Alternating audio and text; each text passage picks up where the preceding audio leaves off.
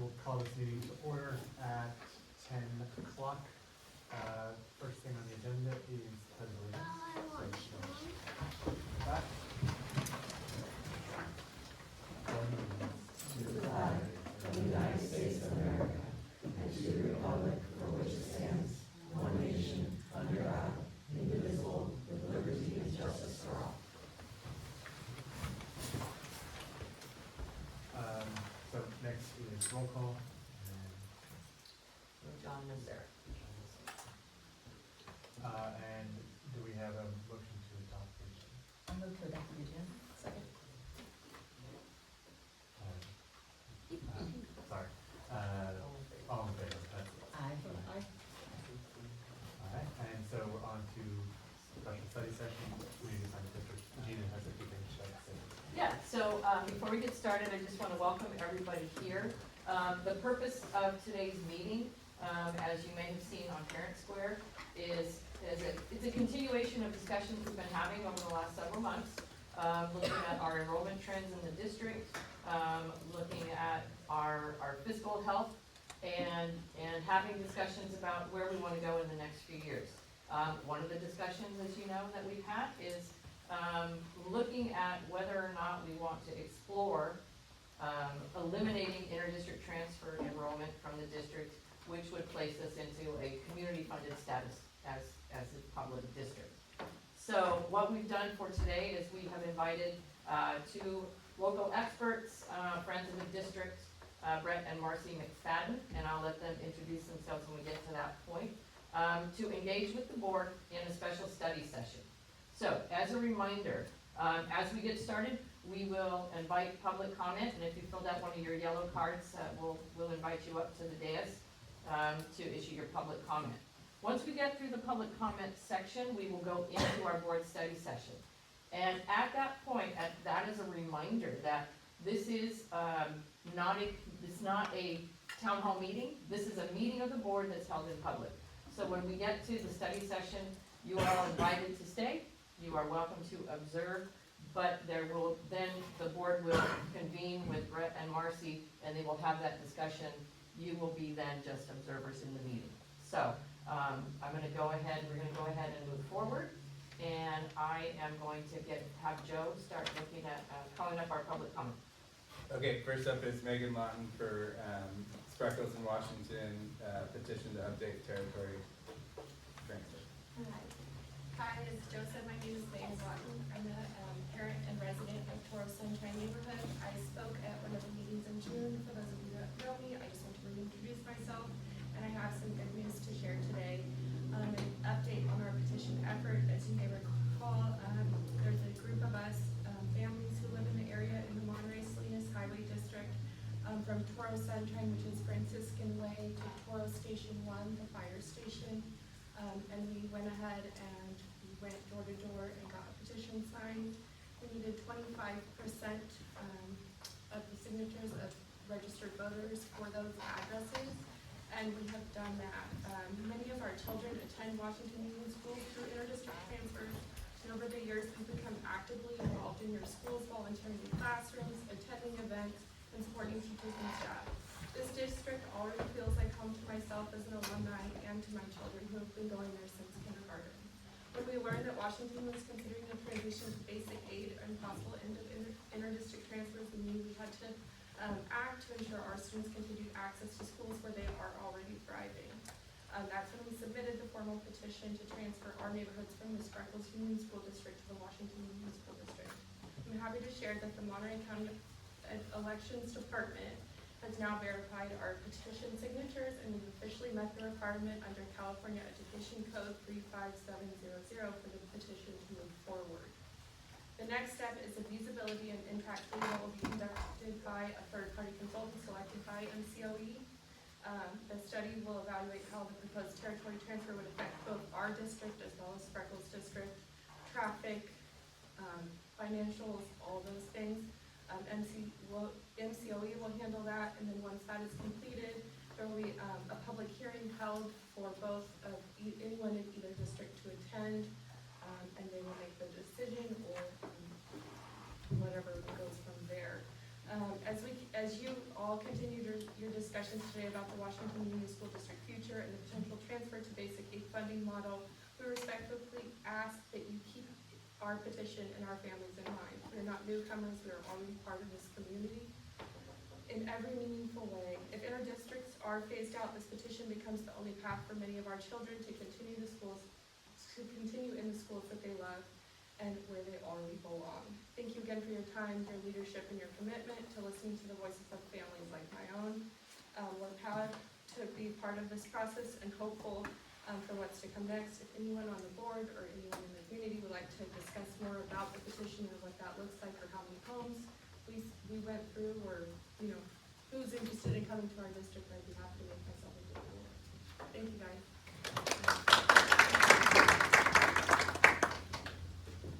Okay, Susie Rodell, GTA survey results regarding the potential move to basic aid.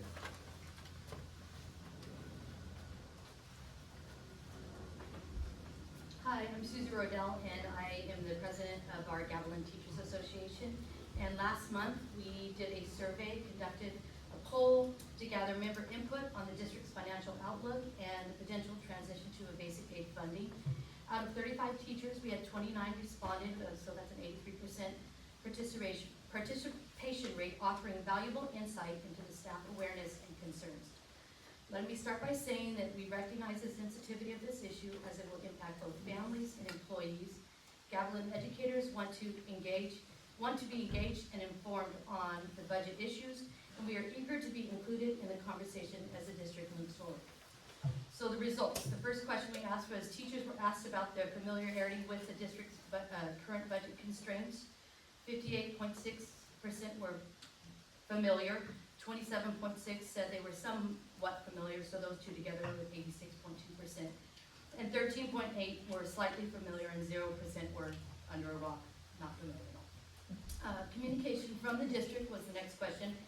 If we feel like the district has effectively communicated the budget issues. 44.8% said yes, they feel like they effectively communicated. 41.4% said somewhat, that's a total of 86.2% as well. And 13.8% said they didn't feel the district had communicated the budget situation clearly. Lastly, most importantly, the teachers were asked, are you in support of the district's potential move to basic aid model? And the answer is 86.2% of the respondents support the district's potential move to basic aid funding. Our input on the issue is, while the poll results show strong staff awareness and support for the direction the district is exploring, teachers are also voiced important concerns. Most importantly, we want transparency, and we want a clear timeline, and the more visuals that you can give us, the better. We would like ongoing updates as decisions unfold, and if we are making cuts to teachers and families, we'd also like to see where other cuts in the district will be made. These are our collective results. Individual teachers may have their own opinions and suggestions, and I can give you those at a different time. Okay, Brandy Irwin, talking about your commitment to the district.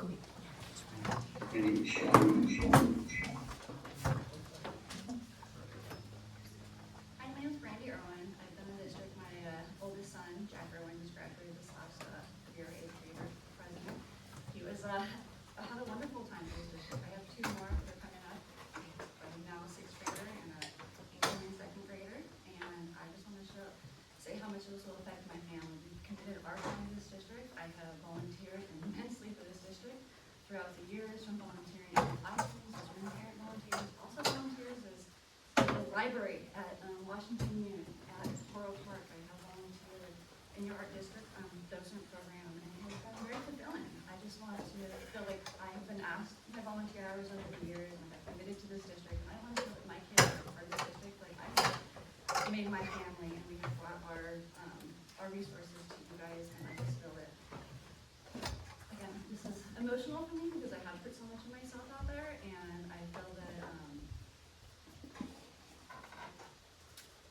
some of our voices are not heard, and I really hope you realize how much this is going to hurt some families out there, and the voices that have been really strong and helpful for your district for many years. Thank you.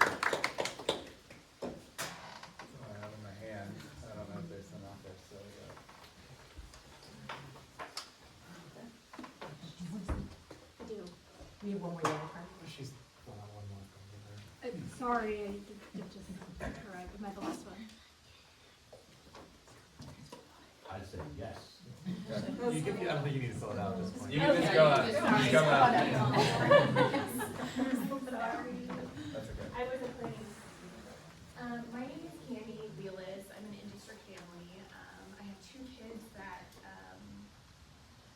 should be attending this school. My son has attended for 2 years, but I'm pulling them because it's just not working for us. And I'm just an in-district family here to support going to basic aid, and I'm emotional because I don't say that lightly.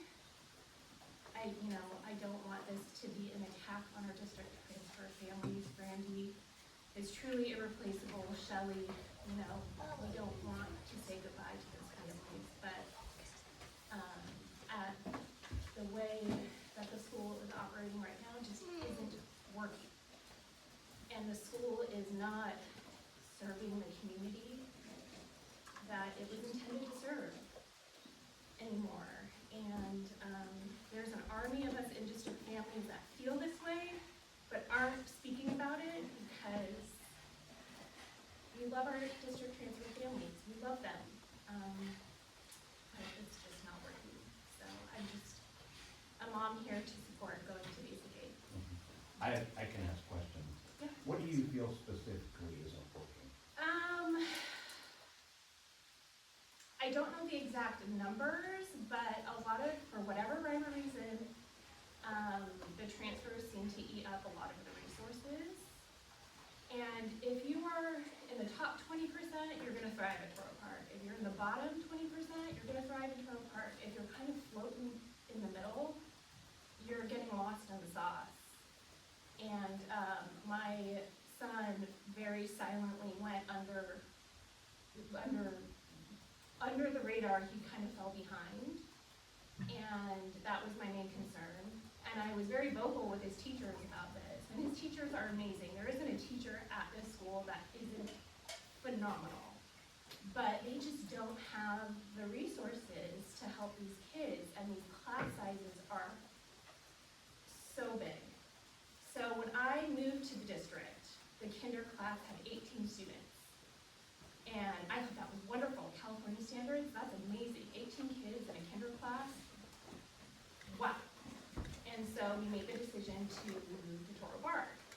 I enroll my son, and he has 27 students in his class. No aid. No aid. And it was just too much. It was way too much. And the teachers were stressed. That kinder class in 2020, Sorry, those 2021. are bad memories. No, it wasn't 2020, it was Okay. 2023. 2023, Okay. was really, really hectic. There was a lot of stress with the kids, a lot of stress with the teachers. They were making that transition from half-day kinder to full-day kinder, and on top of it, they were being loaded with 10 more students per class.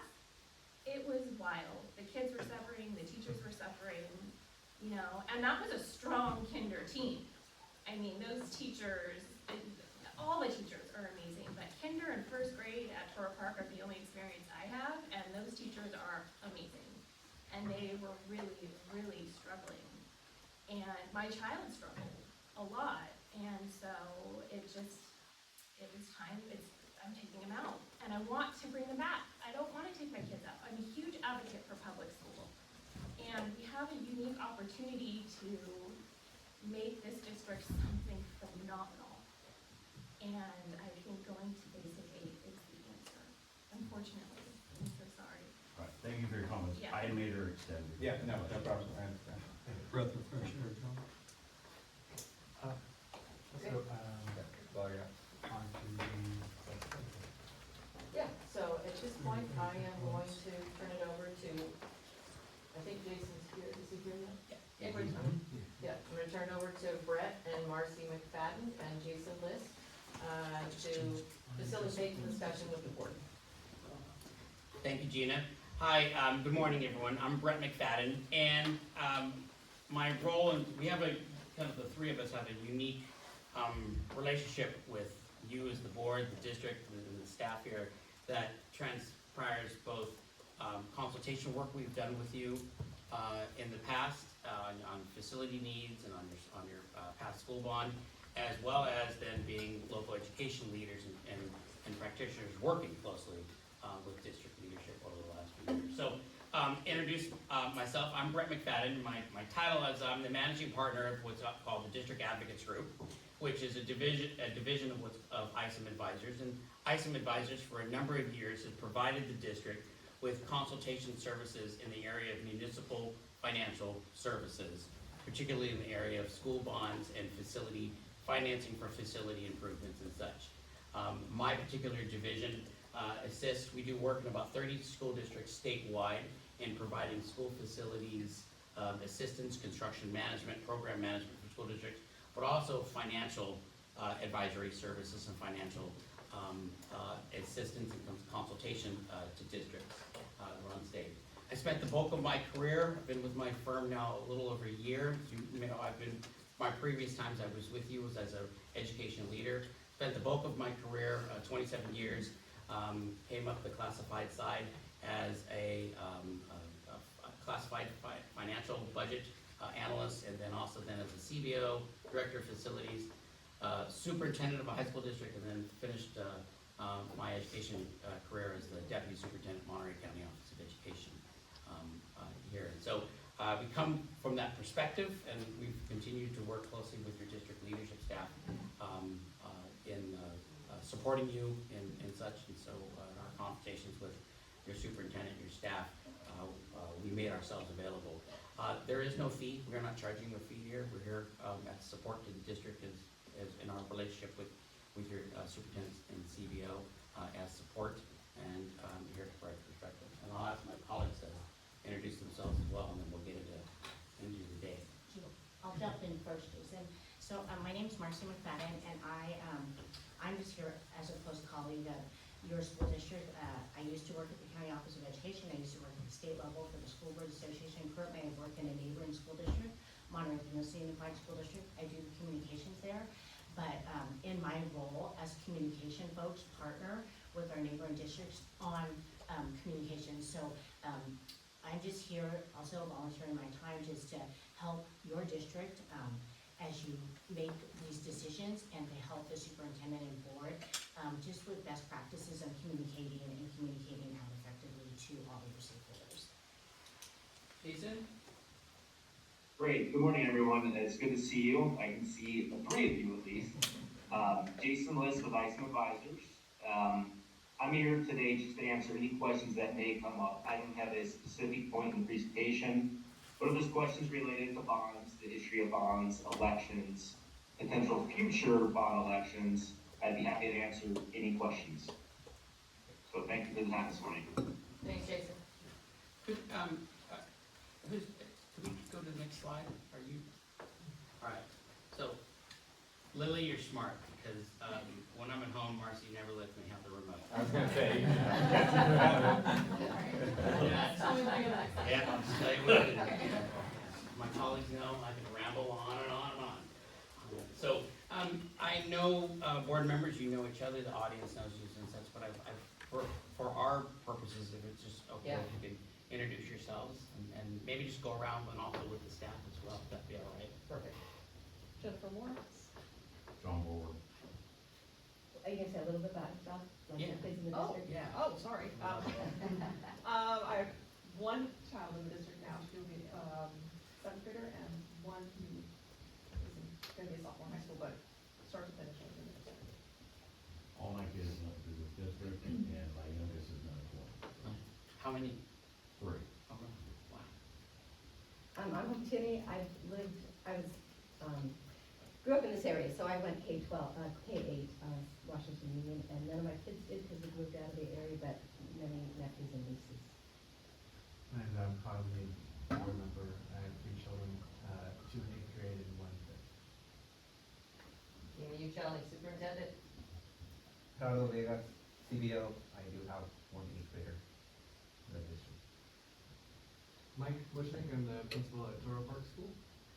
Lily O'Meara, I'm the principal at our 14th preschool, and I'm a graduate of the Cisco Academy.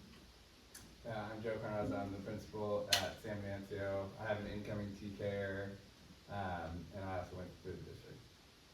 Tracy Corpus, executive admin assistant. Thank you for that, appreciate it. We're also parents as well. Jason, how many do you have? You have 3, 3. How old are they? 12, 10, and 6. All right, got your hands full there as well. And then Marcy and I have 2, and they're grown men now, 27-year-old. And if you get you have a health issue or an emergency in Santa Cruz County, he's a paramedic there. So hopefully you don't meet him that way. And then we have a 23-year-old that lives just north of San Diego and works in the surf industry. So they are out of the house, but what we notice is they're not off the payroll. So you still notice that, Venmo, they have our credit card. So we gotta get rid of that. So okay, let's jump in then today. We'll go to the next one. Thank you. So really our purpose today, and we are here, the 3 of us are here to help facilitate this. We don't come with a position. We are to help facilitate a dialogue. There will be no decisions today. This is meant to be to study and take a deeper dive into these issues. You have before you some very significant questions and very significant decisions that will have to be made over the course of the next 6 months, over the course of the 25-26 fiscal year, and they are tough. I will also add, I served as a school board member in the early 2000s and know and have been in your seat and know what that's like to weigh, this level of decision or decisions, and then to have to go face your constituencies, at the local store, the coffee shop, or whatever that is. But these decisions that are before you will have impact on students, family, your district, your educational program. They are very significant. And so I applaud you for taking a dive and deliberating this over a period of time because of how significant that is. We're really here to take a dive, kind of understand the challenges and nuances, and sort of look at that from a holistic standpoint at, say, 20,000 or 30,000 feet, so we see all components. Because as we all know in running school districts, there's no single isolated decision or issue. They're interrelated. And one decision can have an impact on another, and can have an impacts on your school, positive or negative, for years to come. And so we need to consider that from a holistic approach. And I appreciate the comments that we received earlier at the start of this, of expressing concerns about what those implications could be on either side of the issues of that. And then we'll also take an initial discussion to analyze possible short and long-term strategies that you could take in terms of addressing these strategies. I don't envision that we're coming out today of solutions, but we'll take some strategies in terms of how can we continue to deliberate, how can the board continue to deliberate, engage with its community members, engage with its parents, and then communicate that effectively so that it leads to positive decision-making at the end. Not everyone is going to be happy with the outcome of these decisions. That's the nature of them. But at least you've engaged in a holistic, engaging decision-making process that's in the best interest of the district and in accordance with your role as trustee. Colleagues, anything you have to add? Any questions about that? I don't have any. Does it sound okay? Yeah. Okay. Okay, good. Because that's all we brought. So. Short meeting.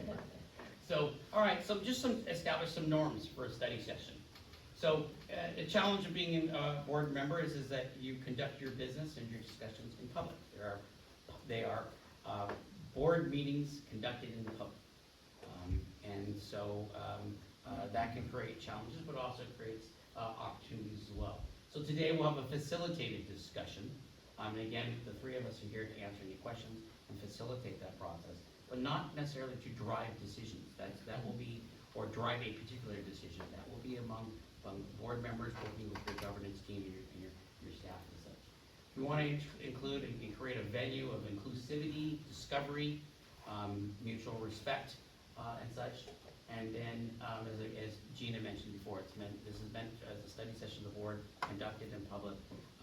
But members of the public and Mr. Board Chairman, if at the tail end of this you want to take some discussion or not, you have the legal authority to be able to do that, if you want to do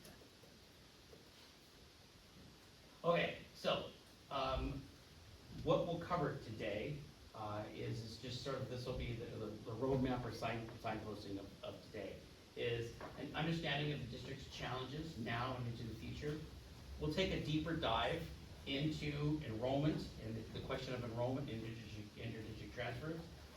What does that look like from a programmatic and the service needs of the district, but also the budgetary issues?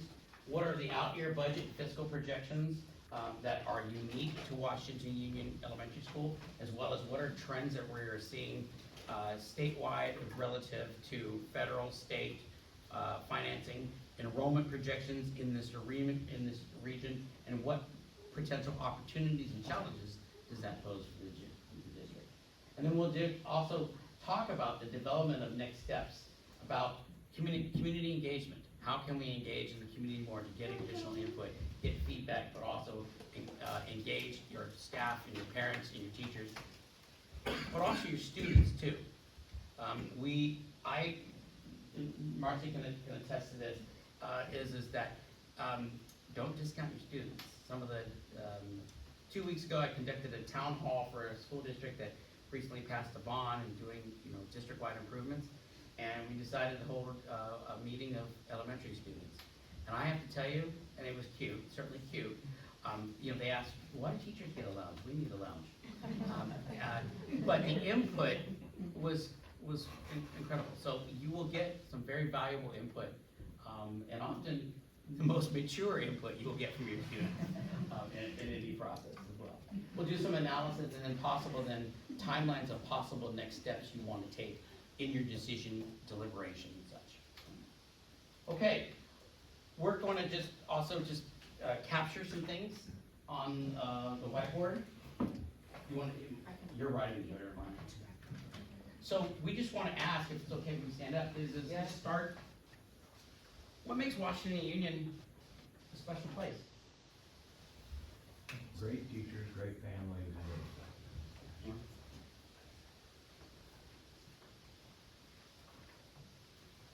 I may pause for a minute too, because I on a protocol thing, I blew something just now. I made a huge mistake. So I need to introduce a colleague of ours and also invite him. But we have Dr. Ralph Porras, Deputy Superintendent of Monterey County off the deck here. I knew you wanted to be under the radar, but I'm calling you out. But also Ralph is a longtime educator and leader in this region, so please offer your perspectives and provide any insights. appreciate it. Yeah, don't throw me under the bus. Won't. Okay, so I apologize, let's come back to that again. What else? There's a lot of special things about it. Community involvement is great. Parent support, great parent support. Okay. Evidenced by the fact that we have so many people here on a Tuesday morning. Yeah, that's impressive, very impressive. I was mentioning to Jennifer that I did a workshop last night for another district in the Bay Area. Nobody showed up, just the board and the staff. So this shows that you have a strong level of community support. And so maybe extrapolate a little bit on that, Adam, in terms of community support, like how does that manifest itself? Volunteering, financial support, there's programs that we cannot have financially without the support of district parents and community members and things like that. Technology, art program, music, that's all, not all, mostly financially driven by parents and community members. There's in-class volunteers that make those programs run a lot of the time.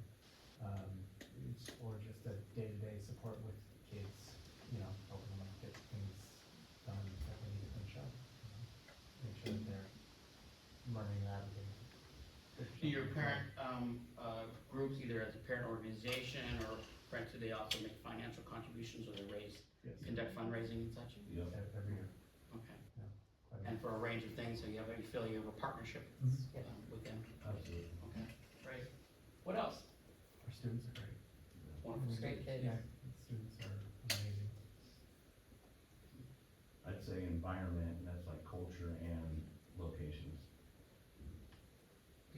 That, I think you know, having, you know, been here, worked with Gina and such, you have a very special place.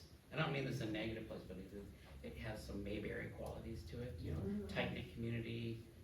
You know, even though you're very close to, you know, urban centers and such, there's a very, you know, tight-knit community, and it had a sort of, everybody's focused on the right things, kids. That's what my impression.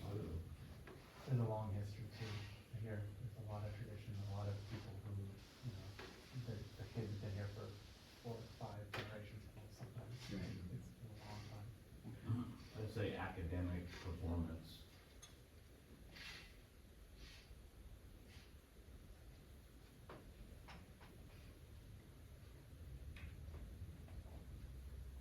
Can you skip that one, sorry. Oh, did you? Long history of. But that's a real Oh, deal. sorry, long history. Legacy. Legacy and Long history. tradition. People living in the communities and the kids here.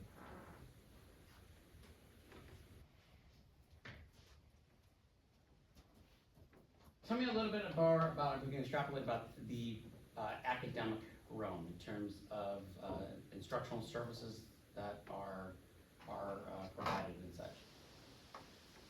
I mean, I think one of the strengths is our teaching staff, because, you know, historically, we haven't had a lot of space in the budget for additional resources. That, you know, when you see districts with, you know, a sort of a menu of different services that they can provide online, or instructional coaches, you know, intervention specialists.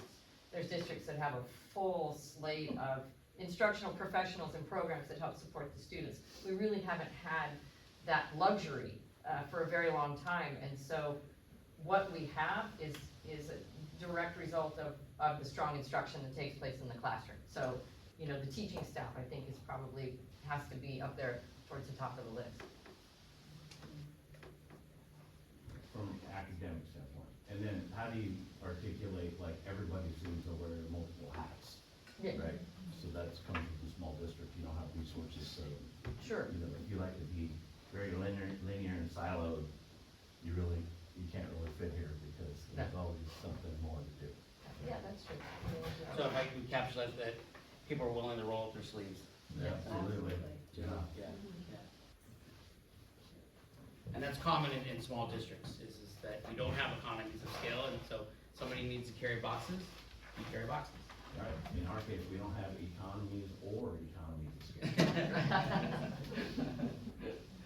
I also think, Brett, it can't be, you know, I don't wanna be, I think our board is a real highlight of our district. We've always had a very supportive and cohesive board.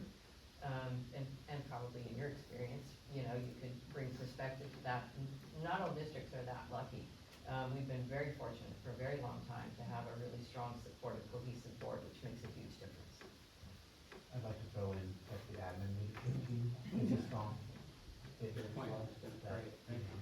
Strong admin. Strong admin team, on that. And before I wanna go to the admin team and get your perspective as well. But I appreciate Gina's comment. You know, as a board member, it can, you only see what's you know, directly in front of you, right? And so, it can obviously, we have these challenges and such, but every school district is facing challenges. And many districts that are in here both facing significant, you know, have, you know, big questions before them. It's not uncommon. But what, can be uncommon is a cohesive board. You can certainly have different viewpoints and such like that, but you have common respect and work well together. And that's what I've envisioned, or that's what I've seen, especially in the last 6 years. For sure. Here, and you've been blessed with that. That's not always the case. There's a particular district, called Nameless, up north, based in Watsonville. That, you know, if you get bored at night, you know, you can watch their meetings on YouTube, and they make for really good theater sometimes. It's very fortunate that you have that. It's almost, you call it a blessing, that you have a good, strong governance team. I Admin. would say, well, Yeah, please, sorry. I appreciate the admin staff too, because so much goes on in the school's extracurricular. I mean, they publish their weekly list of this is going on, this person visited, that person visited, there's so much going on. Try to engage the students in their interests. I really appreciate what they do. I immediately went to the students. I know we've already touched on it, but they're so talented. And then just to reiterate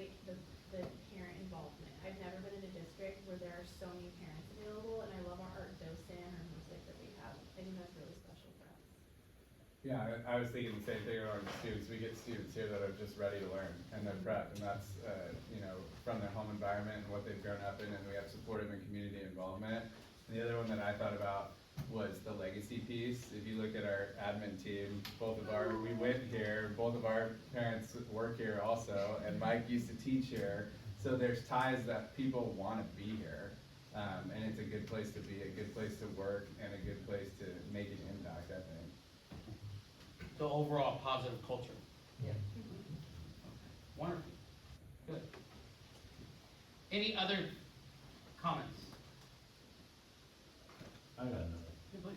Over time, we've been able to pivot based on good ideas, not like norm stuff, but like if we find something special for curriculum that is either brought up through the teaching staff or the admin, they incorporate it. We're not just waiting on stuff. So if people have good ideas, we pivot, we incorporate, we're adaptable. Flexible, adaptable. Yes, okay. Good. Not stagnant. Not stagnant. And in this environment, particularly for small districts, you have to be, in order to survive and also to serve your communities the best that you can. It's a key critical component. So, one of, It's a good list. yeah, it is. So, it's not all bad, huh? Right? We get buried in our issues and on each day, and they're serious, we're working on them and such. But, we often do this exercise because it is, It's not sticky, sorry. I'm thinking it used to be the, sticky kind of. We'll get some tape for you, Marcia. we're putting up, post board. We'll put it right here for now. Thank you, Joe. I'm assuming he's going to get taken. Maybe go to the bathroom.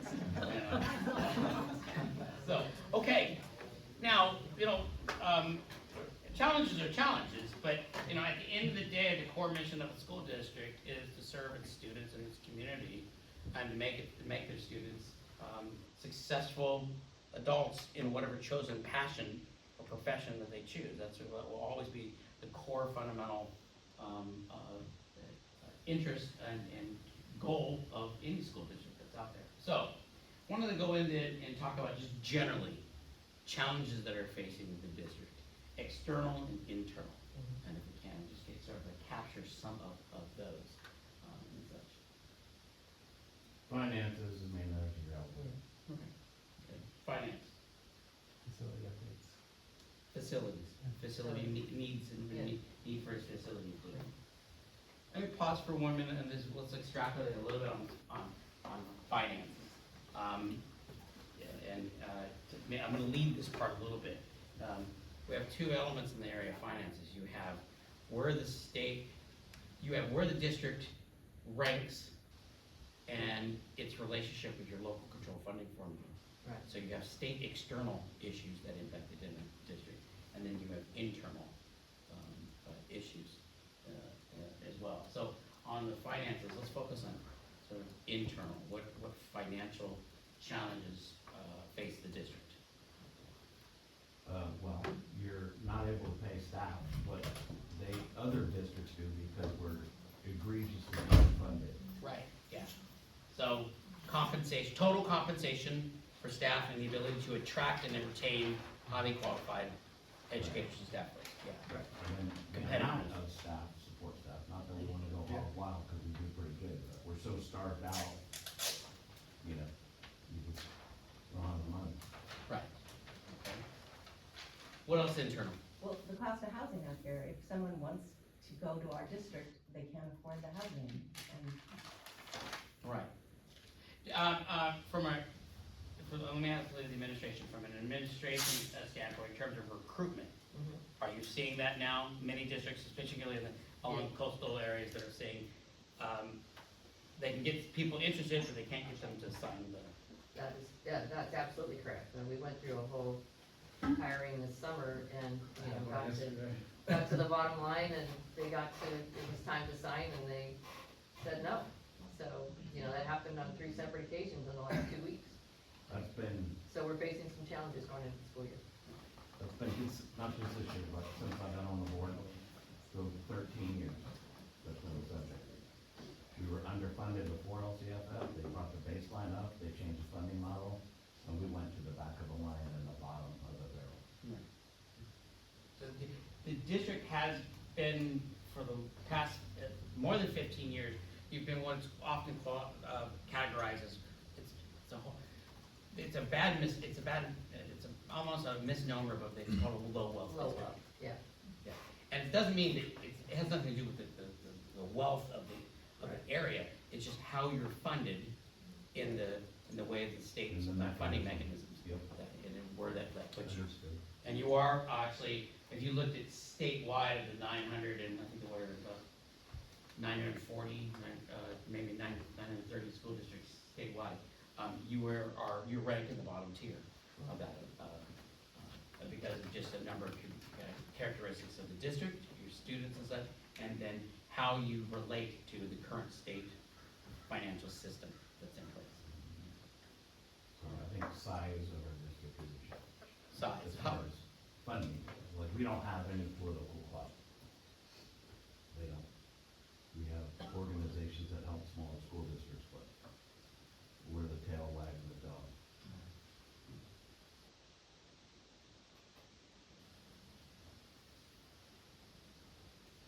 Other issues around finances? In terms of Toronto, long-term, or I would say short-term, long-term, from the multi-year projection standpoint, what does the district project? So it's a little hard to determine the enrollment. So in the past, I saw that there was a trend, and after COVID, the trend's just a big roller coaster. So beginning P2, I'm already stressing out to see what the number is towards the end of the year. Past practice, I would say it looked really good.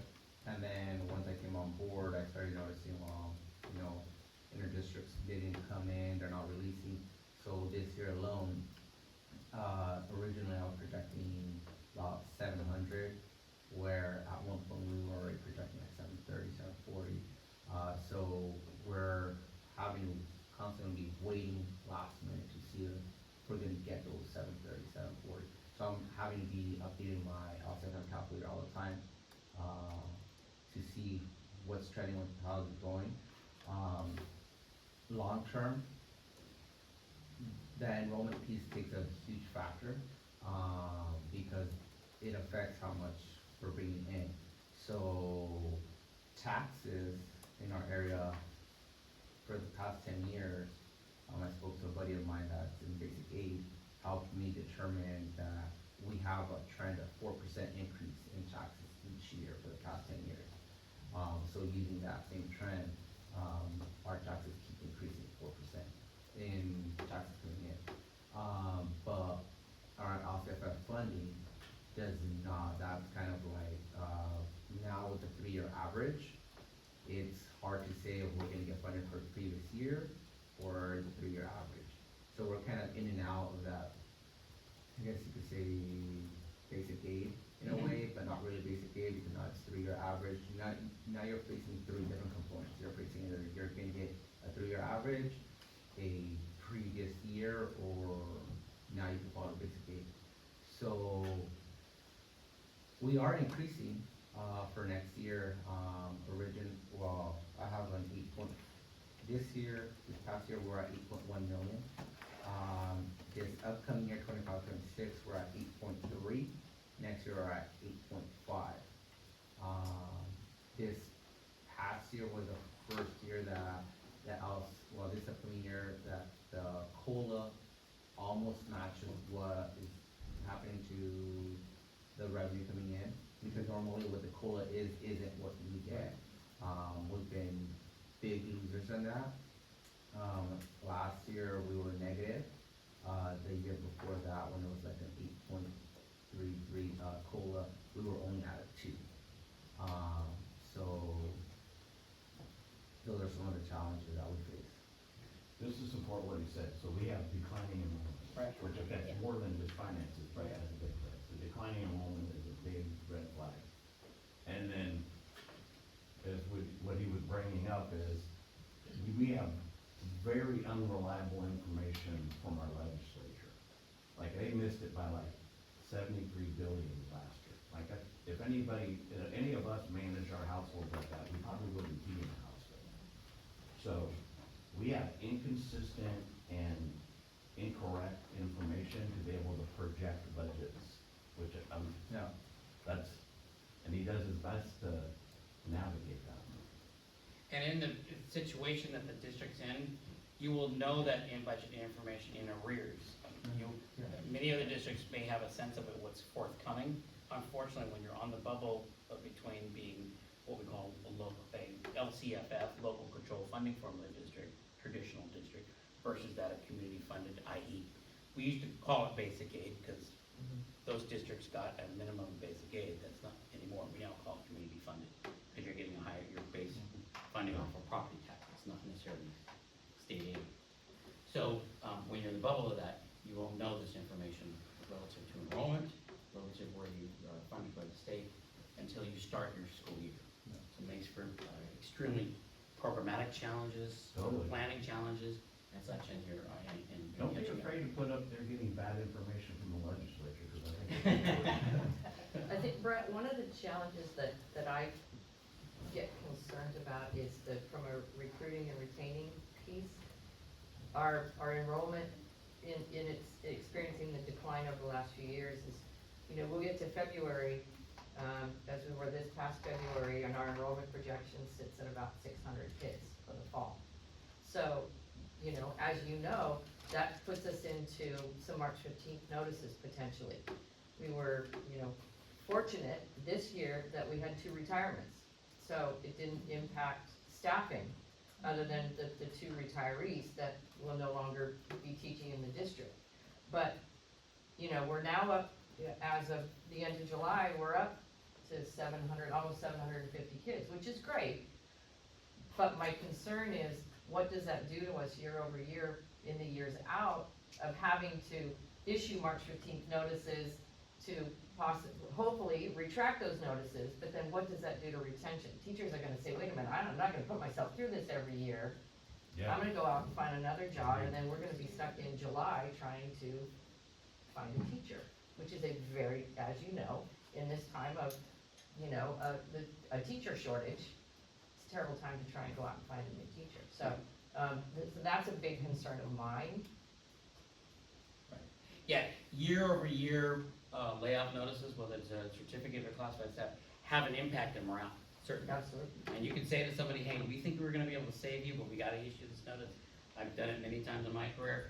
It changes an individual. And unfortunately, in the state of California, first in is the first ones that receive the notice. So that's often our younger staff and such that want to start their lives, and such, and it has a negative impact on them in terms of their morale, their energy, and also the psychologicals too, or from a mental health standpoint. I think we have to recognize that. As I want to then get into the other parts of the agenda, but as we have all of this, what sort of from a programming standpoint or instructional standpoint, what impact does this have on your ability to offer a range of services?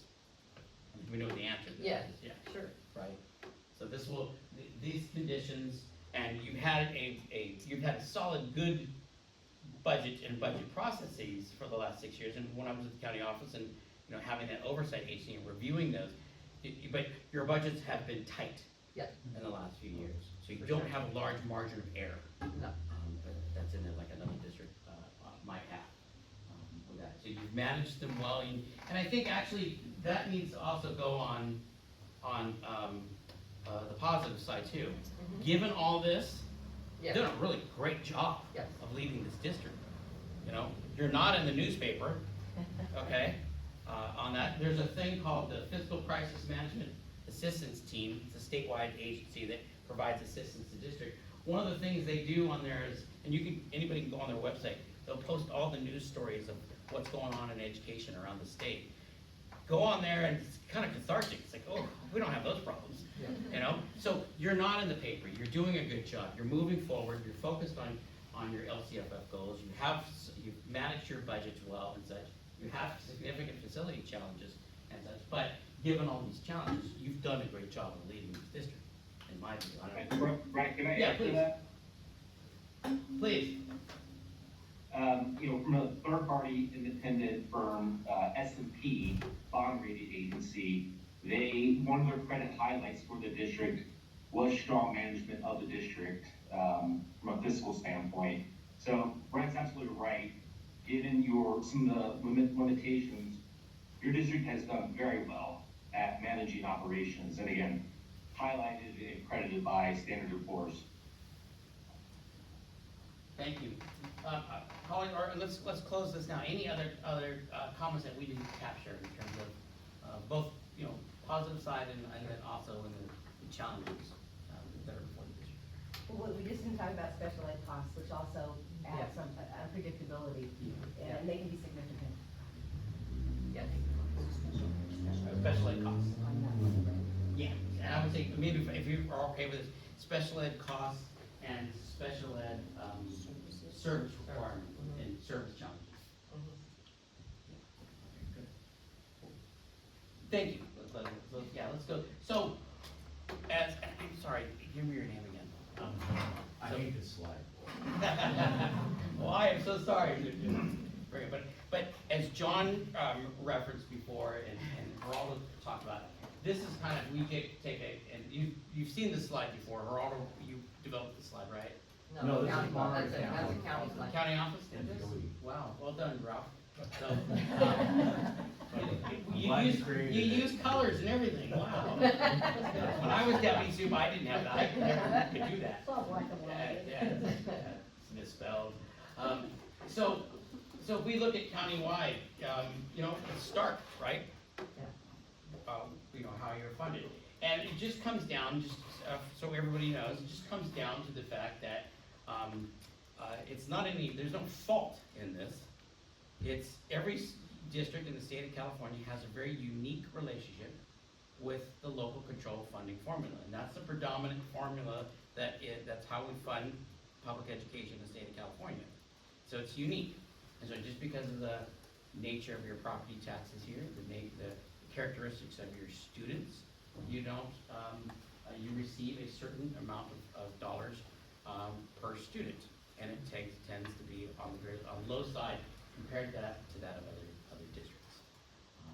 So you can see some of the districts on the bottom that are what we call community funded, i.e. they used to be called basic aid, like Pacific Grove, Carmel, because of the nature of their funding and they're relying predominantly on their property tax based off of their assessed valuation of their properties in those areas, they will rank higher on a per student rate. And it is stark. And so this California system of education funding is not equitable in terms of and it's rather old, and I will say it's rather complex and Byzantine in terms of how it's been set up over the last 60 years. And we have still yet to address those things. Nevertheless, this is the reality that you face, and you likely face this for at least the next decade or so in that financial picture. If we go to the next. So let's go into the next question. Let's start the dialogue. What is down where the district has come to a crossroads? And this is not uncommon. So when I was superintendent in Nevada Joint Union High School District up in the Grass Valley area, we were called a community-funded supplemental, meaning, and this would drive you crazy, Geraldo, meaning that in 1 year I was community funded, the very next year I went back to LCFF. And it would change every other year. So it was extremely difficult to budget. So and we had the same thing, tight budgets, difficulty finding staff and all of that. So you have entered into a sort of a crossroads. You can take no action and continue on status quo. You can continue to do that. And you have solid, good leadership and I have every confidence that you'll continue to navigate it. The other opportunity is that if you were to change your enrollment requirements or enrollment characteristics, that can then put you into a community-funded status, thereby increasing your per student overall funding. And so, but there are positives and there are negatives associated with this, and the negatives are significant, as many of the parents have talked about. It's not just funding. This is not a funding issue. This is this is what, you know, from a district standpoint, what do you, you know, what do you want to be in the next 10 years or so, in terms of the services that you're capable of providing, but also the services that you provide to a broader community. So let me start with this, and then, and get just sort of from the board's perspective, your general perspectives about this, and even concerns. I'll start. So, right now, in the district, transfer students make up such a heavy percentage of our schools that losing them would dramatically change the identity of our schools. You know, we have almost, I think it's 40-something% of our students would be gone. And that would change everything from classroom interactions, to extracurriculars, to, just the amount of people on the campus. So that is concerning. One of the great things about it is the teacher support, not the parental involvement. So I'm concerned about, you know, what does it say, about our parents being involved? Like, these are some of our best volunteers and most active volunteers. Yeah, those are the Thank you. things that come up. Yeah, very real. Yeah. Other considerations, concerns, fears, thoughts? Well, I think we have a fantastic school with fantastic teachers, and I want as many people to come to this school as possible. And if a parent, has the resources and the ability to get their kid to this district because they think it's the best thing for their kid, I want them to be able to do that. So this is a hard conversation. I want more people to come to the school, not fewer.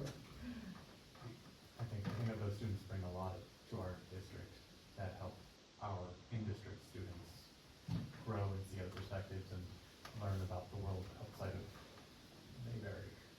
So, you know, they bring, the students themselves bring a lot to our kids. Yeah, I think they bring like cultural reality, you know, I grew up in Salinas, so I'm a Salinas kid. It's a little bit insulated out here, so it is nice to have all walks of life and everybody here. So it does culturally change us. At the same time, it could be a positive, right, if you have smaller classes, reduce number of classes. There's two edges to that. Certainly echoing what Adam said, our volunteers are great across the board, so any loss of any type of support, whether in district or out of district, is really bad. Really bad. How are how are you weighing the question of, okay, we're a school district, we have a responsibility to those that live within the boundaries, vis-a-vis the services that you provide to the broader community and to those families. Both are equally important. So what are the challenges that are, you know, in terms of your thought process and your mindset relative to that? Oh, I got that. I mean, fiscally, when you look at the numbers, it is terrible.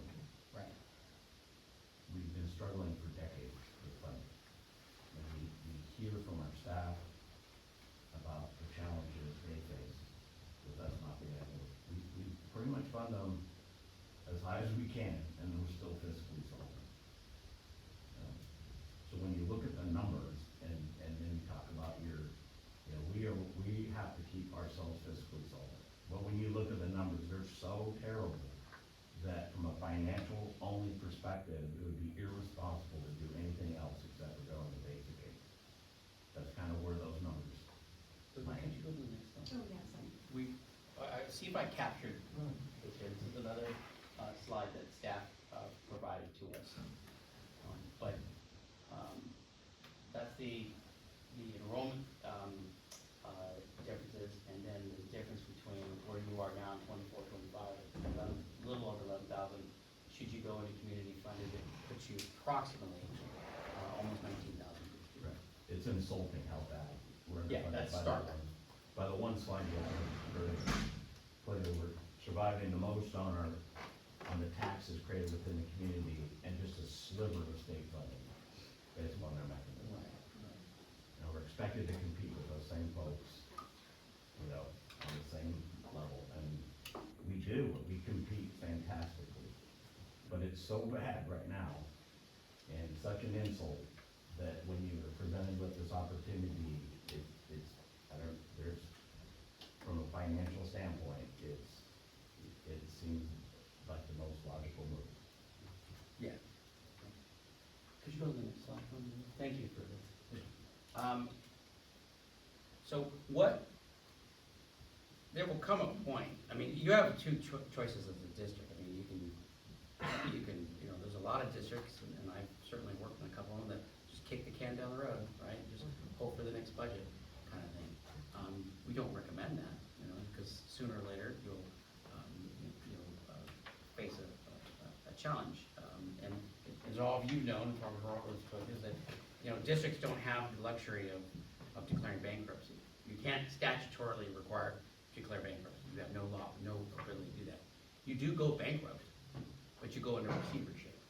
And so then that's where the county office, working closely with the state, would then come in and appoint a trustee, which is then the board.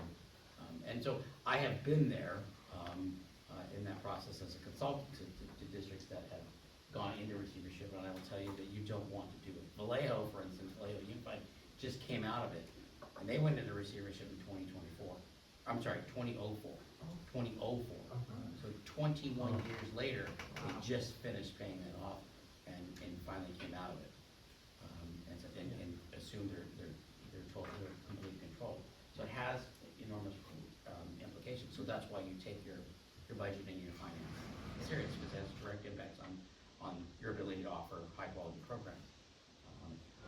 As you go forward, what is the board's thoughts about weighing this issue? What additional information might you need?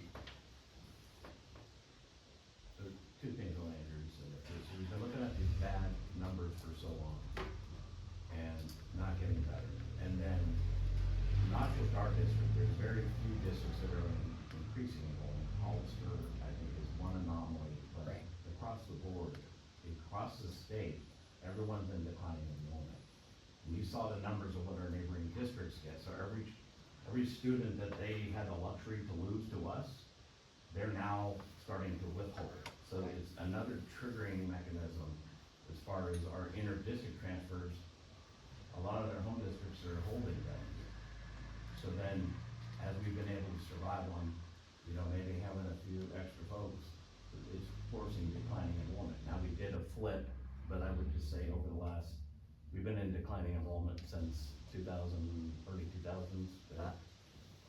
Probably definitive, like, seeing those numbers year over year, probably since about 2006, 2005. Right, so this isn't a new trend for us. It got worse, we had a terrible spike downward in COVID, I think, like everybody else. We struggled to recover from that. To say there's a trend of increasing or even status quo and there's not enough data there. But I just wanted to bring that up about something that's an external force Right. that we're having to do. So my understanding, I apologize, my understanding is that Salinas City has That's now correct. stated that City we will will. no longer approve new interdistrict. Right, okay. And I don't know how far behind Monterey is, because I know Monterey's experiencing some declines in enrollment as well. So that's one of my worries is, who's next? And sort of feeling like you're waiting for the shoe to drop.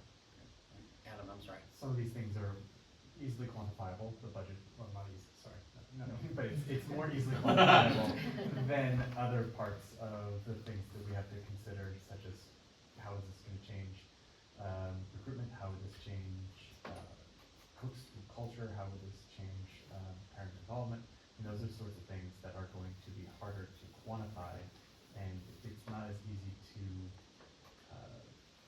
point out to a bottom line of this is how it's going to change parent involvement, this is how it's going to change interactions that we have in the classroom. Yeah. So figuring out how to balance be easily quantifiable, which is very stark, and, you know, that number speaks for itself, with the things that are going on in the classroom, that we're not there for presently all the time, that we only hear from teachers, that we, you know, hear from us as parents, with, you know, the relationships that the students are having, you know, that they may not get anymore. I appreciate you bringing that up, 'cause you are right, in any element of public policy, and this is public policy, we can quantify the numbers, we can look at resources, we can make plans for resource allocation, but when it comes to the impact that has on the pedagogy of instruction, or has on culture in the classroom, and those would be factors that we may not be able to accurately predict or come close to predicting, and those could be things that there'll be unforeseen issues, both positive and negative, as a result of any particular decision on this. And that's, I think, particularly challenging for the San Antonio board member. Right, and I want, you know, how does it change the culture of our district? Because one of the interesting things is when you look at that chart, is that we have the least amount of funding, but we are neck and neck with Carmel and Pacific Grove when it comes to academic achievement. So just because you get more money doesn't mean you do a better job of educating. And I think our culture here is, I mean, I don't know, I don't live in Carmel, but those people aren't happy, you know? So when you're talking about engagement in your district, more isn't always more. Money doesn't solve everything, correct? There you go. As we've seen with some of the other surrounding school districts, we do get substantially more than us, and yet we still are able to outperform them on academic measures. So, Any questions or thoughts you have on the standpoint, Marcy, of the community engagement and messaging? I think, well, taking all this, I think this is a good start. I think the next piece is like where we're going next in the community engagement and like how far out you are. But it's really just, like when we had to close 3 schools because of declining enrollment, but we started probably 2 years in advance. And we were going out and doing all these like community engagement things involving the community, but also putting together a task force of parents, staff, admin, and I believe we had a board member, and then members of our union. And it was a huge process, but when we got to the end, because usually when you're closing schools, you have packed boardrooms. We did not have packed boardrooms because by the time we got to the end of, pretty much by the time we started calming and all, by the time 18 months came, everyone knew the why behind the what and why we had to do it. So we know these decisions are hard, but I think the biggest thing is having these kind of meetings, but then also doing these like town halls or communications, if you will, and putting together the various things we're talking about, you know, why we have to consider whatever way Sure, we're the going. communications plan And then first. getting, and breaking people out in groups and getting input, but because you wanna hear from all parties. Right. Because then when you get to that final decision as a board, you know that you went out and you did all that you could to hear from the community, because as Brett said, it's a tough decision. And no matter what decision you make, you're not gonna make Right. everyone happy, so. But it behooves you to communicate it out. I mean, Yeah. in the absence of not communicating, people are making stuff up behind that. And I've seen that, you know, I've been in my district 12 years now, and before I came, we were always in the news, for those who've been around here a long time, for bad things. Yeah. Now, like, when the news from Sure, so positive you things can't come outrun out. social media, and that's the, you know, What'd you say? you can't outrun the social media. So, Exactly, you know, you by the can't, time you have to, you have the opportunity to, you know, put something together, it's already right. posted And somewhere. it's other stuff, not And social so, media, it's next door too, and Yeah. it's your community groups and making sure the neighborhood association or whatnot. Sure. It's whoever those vocal, books are, making sure everyone's involved and gets to provide info, but also Yes. know the why behind the what. And I appreciate that, Marcy. I mean, to speak to that, I think, you know, that's the reason we're here Yes. today, is these conversations have been going on in the district for a long time. You know, the enrollment piece, the budget piece. We've been talking about it for a long time, so, you know, to Brett's comments, we can, you know, we can limp along, we can kick the can down the road, and we can continue to sort of, you know, sit where we sit for quite some time. The enrollment piece will catch up to us in, It will, and then, like you 7, 8 said, years, it's maybe. going to be, then you're gonna have to make that decision Correct. in like, not how do like in 3 to 6 months, Right. which then you don't involve the community, then you're gonna have a bigger, problem on your hands. yeah, so how do we and develop a plan, how do we communicate it? Exactly. Yeah, absolutely. Exactly, and as, I think one of the things you, someone said pivot, you might be going down this road and we're engaging, and then you're gonna hear stuff from the community and the teachers and so forth.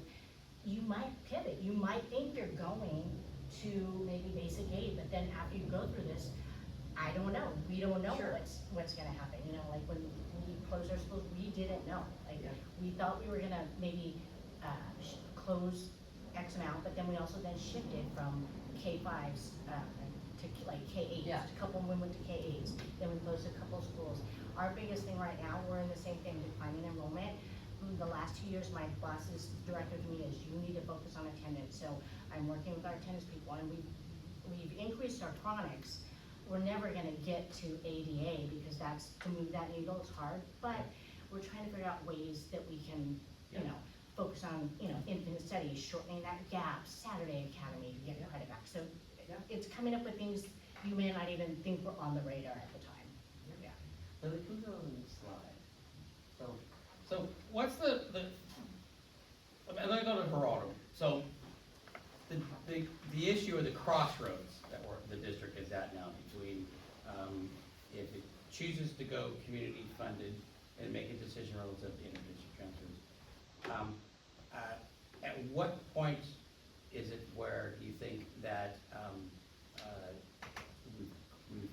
we've missed a particular opportunity? So, Is I'm it, sure. is this crossroads around for 5 years, or is it, do we need to make this So- decision in the next 2? yesterday made it a little more complicated with, we've been having, I guess you could say, some issues with our enrollment. We're trying to get like accurate enrollment right now, so that's what makes it a little bit more difficult to answer that question.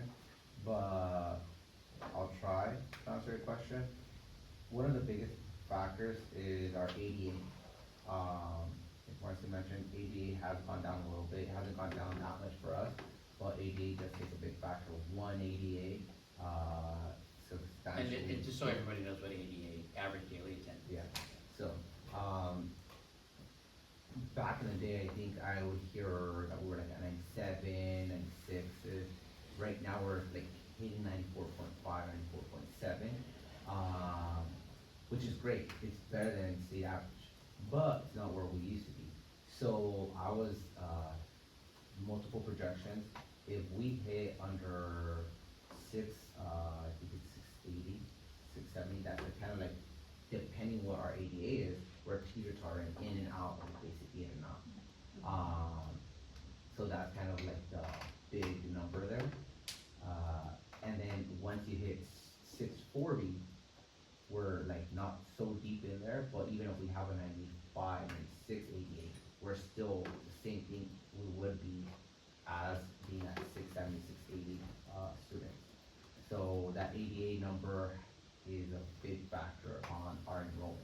So we could have 700 students, we consider that we're not community funded, but, and have an ADA of 97, or have a 700 students and have an ADA of 92, and then we're deep in it. So that's. And Remember, remember all those, that's to maintain status quo of Yeah. underfunding. Yeah. This And- is just, I really have to watch the data on Yeah. enrollment, so I continue to be destroyed on funding. Yeah. That's what that analysis is. yeah, sorry, I apologize for cutting you No, off. no, I just wanted to support what the challenge is Right. without a different outcome. Right, right.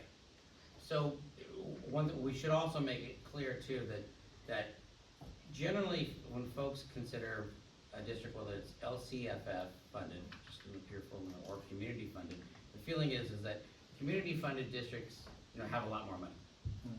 But there are a category of districts, it will be yours, and there's about 30 of them in the state, that are on the bubble.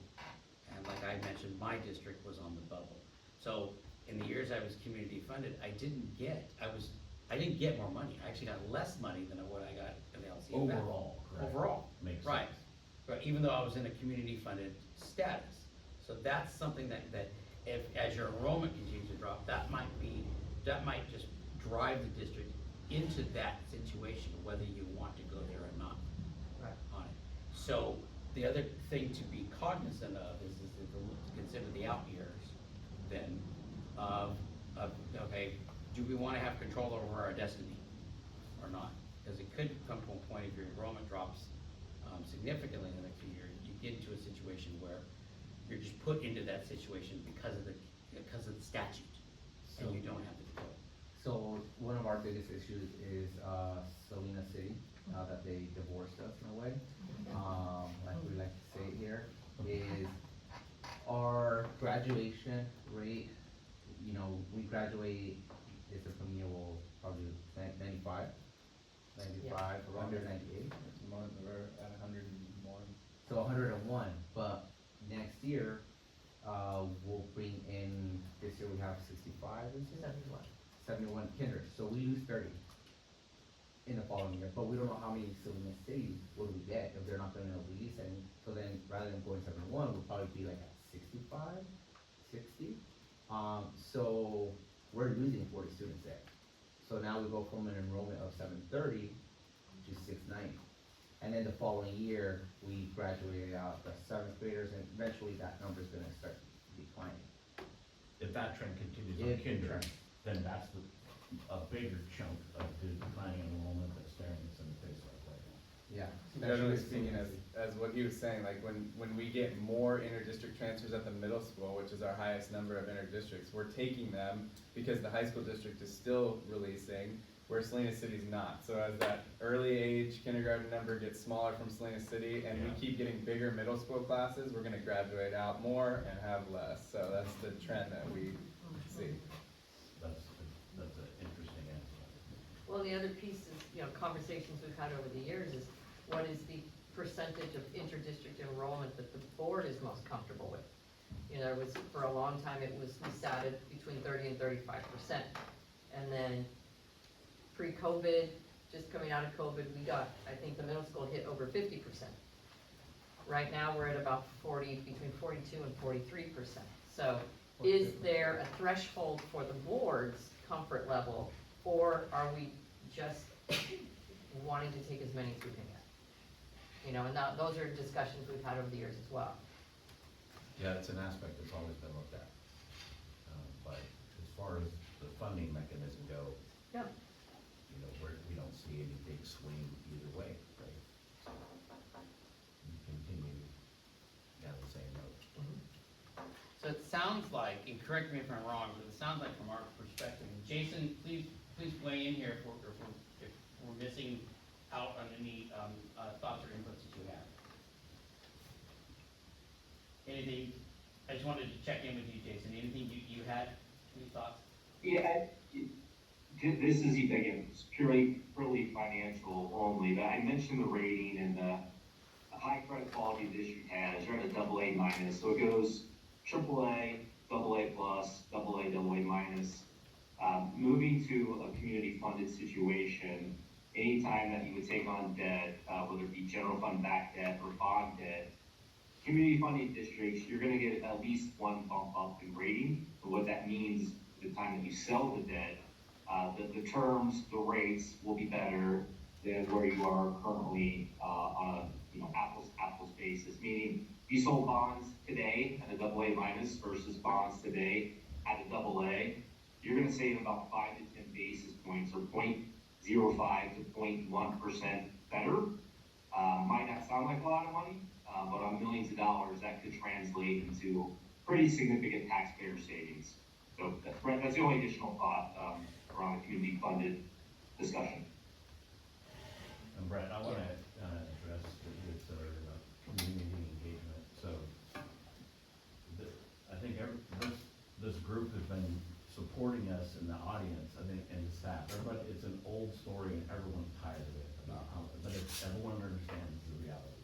So this is unfortunately, it seems like a daily topic for us for decades, right? So as we've, post-COVID, we really had some struggles, but the whole bond funding mechanism for schools that used to be out there and available, those things are gone from the state support. So we've turned into like more community-based funding and issuing bonds. So from your timeline, we've tried to do 2 bonds, they have not passed, right? And that has to do with our district folks, right?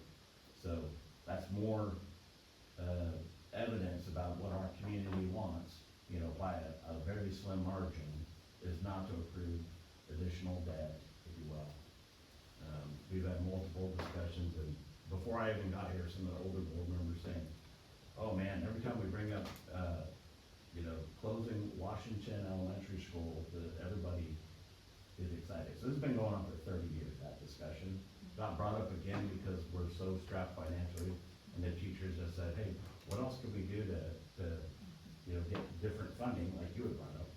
And so that was brought up just because there was an opportunity. We got a huge amount of response to that back in February, which is awesome, right? That's what we want. And then it stirs up additional discussions, which we had kind of a clearinghouse after that to really kind of drive home, you know, the lack of funding we have. And that wonderful slide that you created was good for everyone to see. Because it was, even though we talk about it all the time, that really paints the most stark picture of how bad funding our funding is. So we've had several meetings already. I think the next steps was try to get some more town hall community input about the process. This has jumped in between time, which is super helpful to kind of reset things and clear the air, right? And so from a next step standpoint, I believe what we want to do is we're gonna solicit at our school additional community input and putting in some committees, right? Based upon so many members per school. It'll start off with probably an open town hall, and then people. Well, I have Marcy here, we're gonna get There that you go. sort of guidance So from. you're yeah. weaving into what has already been started, which is great. So we're gonna do a town hall. We were thinking like, okay, what do we do at town hall? And we take, let's just start off with 10 people from each school or each grade, whatever community member that would be. And then they would go into like a planning committee to try to further the decision. So these are thoughts that we had, and we've already expressed at prior board meetings, and that's where I think we're headed. But it would be good to herd those cats into like concrete, like dates and structure. Okay. So then opposed to the board and to the governance team, so if there's a desire so we're now in the 25-26 fiscal year and school year. So if there's a desire, over the course of 25-26 to have this input to assist in coming to a decision point, you know, sometime in the spring, if that's the desire, then would you like to see some sort of game plan to do that? Absolutely. Okay. So typically we call them communication plans. So, and Marcy, maybe you could shed some light on this, but, okay, we're not developing the Magna Carta here, okay? It's not, you know, this is not, you know, Shakespeare's sonnet or anything. So, this is a 1-page, 2-page document. It says, we're gonna do this, and this is the date we're gonna do it, and this is kind of how we're gonna do it. And that can be board adopted or shared at a board meeting informational. You have a game plan. And then the staff has a game plan, by which it needs to do, and then ways to coming back and reporting that to the board. Ultimately culminating at a point in time where you can make a decision on the issue of status quo or, you know, transition to community funded. But Geraldo and your team here are going to need to know that. And you're most likely going to need to know, you're gonna need to know some of the answers to these questions in order to develop your 26-27 budget. Because these are going to be thrust onto the district whether you like it or not. And so it behooves you then to take a proactive, you know, strategy, and then get to a point where you can make the decision in due time so that your staff has the ability to develop your budget and your LCAP in accordance with your policy decision. So, does that sounds like something? So Yeah. we can leave that then as an action item today. Is that you want to talk about a little bit what a communication plan might look like? Yes, well, as Brett said, I mean, we will backwards map, I mean, it's like, sounds like you guys have done such a good job, really, in the past, leading up to this, and now it's to this point where like, okay, we really need to. This is nothing new, right? Yeah, so, I feel like the communications plan, like Brett said, it's more actions items, like, okay, so, we're gonna do X amount of town halls, or community nights with our community. We wanna set up a committee, and then putting some timelines, like, not specific dates, but like August, we have committee meeting, established committee meeting, September, first meeting, you know, that kind of stuff, so it would have like loose month dates, but we work backwards, so if spring 2026 is when you're trying to make the decision, we would do it backwards for you, and then you and your staff have to decide, is that what we're doing? And then if that's it, then I would probably then take it to the board, like a board presentation, so it's out there, and then with like times, you know, timetable and so forth, and then that way the community knows what's happening, and then start publicizing and putting those out there. When you say the committee, you have 3 sites, you said? Yes. And you said 10 per site, I feel like, okay, so it's a lot of people on a committee, so we had 25 and that was even a lot. So you just have to really, maybe come up with a criteria to see who wants to be part of this committee. Just because the more people you have, It gets confusing. it does, so I just caution you, I mean, I'm not saying don't do 30, but I'm just saying 30 is a lot.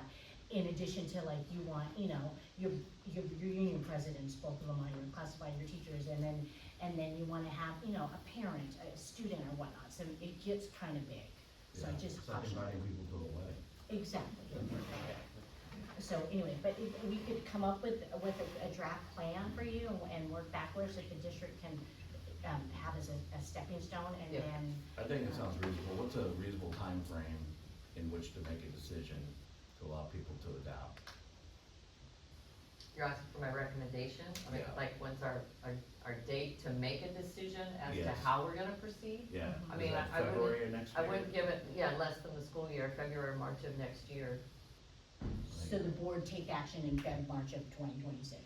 Now, before we do that, let me get a clear understanding. So whenever you make a decision about enrollment, Yeah, your families need transition time. yeah, oh, yeah. You can't just say, That decision would "All right." need to give them the timeline for when they Yes. need to make So their whatever decision, so decision it that wouldn't the be the district- drop dead. Yeah, perfect, thank you. I just wanna make sure that we're clear on that, because Yeah, families deserve time for planning and runaway. correct. And this would probably then, so by making that decision, then this would take effect in 26, 27, 27, 28. I mean, I think we would have to come up with that timeline, I wouldn't. And I think that you, obviously we don't know, but Yeah. once you get in these meetings, once you get into, the committee, you can come up with that, and then staff can help drive that and lead that. Like I said, I mean, you know, and you know the numbers, what the drop dead is, or what, like, the tipping point is, and like I said, we started 2 years, prior, and it took us 18 months to finally, like, do it, and we phased it in, like, we didn't close all 3 at the same time, we did 2, and then the following year we did 3. So that just gives you an idea, I know school closure's a little bit different than this, but it's just so you, like Brett said, to the point of families and staff too, because staff, it affects staff as well. I mean, our teachers in our classified union, we're Yeah. like so nervous, like closing schools, what school are you going to? This might be a tad different, but it's gonna have an impact, you know, so. Absolutely. We're kind of in, I think, a pretty unique spot as a district Yeah. throughout the state, in terms of size, of the school district, you know, making our finances, things like that. Are there any other districts in the state that you know of that are going through similar sorts of decisions right now, or who have in the last few years, that, and you can learn from them as to That's what great they question. think? Yes, yes. I don't have, the answer to the question, that's a great question, the answer is yes. Wow. And none come to mind right now. I know, I left my district as superintendent now, it's been, I think, 4 years. They're grappling, with aspects of this. Okay. But we can, actually, if we continue to work with staff, we can We'll then research. research that, give a list, and then, I imagine there's places probably in the Bay Area or in San Diego Small- or and LA, more- smaller more- districts that are Yeah. seeing, you know, they have high performing students, not, you know, students who not necessarily pulling through a lot of them through LCSF. We're facing these sorts of things as well with declining enrollment, so it'd be nice to know.